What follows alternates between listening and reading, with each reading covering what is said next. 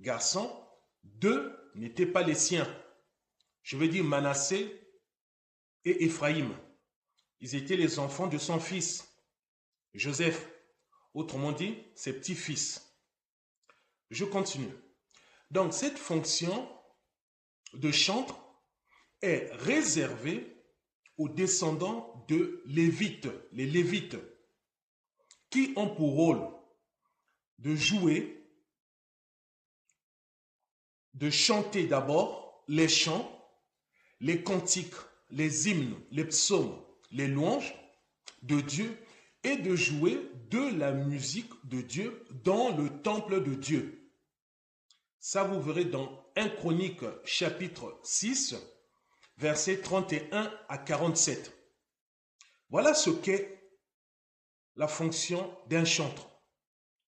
Mais aujourd'hui, puisque nous sommes dans la nouvelle alliance, nous sommes dans le ministère du Saint-Esprit, le ministère de Jésus-Christ. Je veux dire, après sa venue corporelle, lui étant Dieu. Le livre de Corinthiens nous dit, dans 1 Corinthiens chapitre 3, versets 16 à 17, « Ne savez-vous pas que vous êtes le temple de Dieu et que l'Esprit de Dieu habite en vous ?» Donc aujourd'hui, le temple de Dieu, c'est toi et c'est moi. Et Apocalypse, chapitre 1, chapitre 5, verset 10, nous dit ceci. Jésus-Christ a fait de nous un royaume et des sacrificateurs pour Dieu le Père. Mais tout en sachant, étant dans la nouvelle alliance, même étant le temple de Dieu, il y a des règles, il y a des critères, il y a des conditions pour être chantre, car c'est le choix de Dieu. Ça, vous verrez dans 1 Chronique, chapitre 6, verset 32. Ça veut dire quoi? Ça veut dire que nous ne pouvons pas tous devenir ou être chantres. Cependant, nous pouvons tous, d'une manière ou d'une autre, servir le Seigneur, chacun dans son monde d'influence.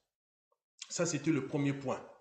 Deuxième point, dans le domaine du chant ou dans le cadre du chant et de la musique de Dieu, nous ne devons pas chanter pour Dieu, ni nous ne devons chanter pour Dieu. Cependant, nous chantons les cantiques, les chants, les hymnes, les louanges, les adorations de Dieu et nous jouons de la musique de Dieu. Parce que cela doit émaner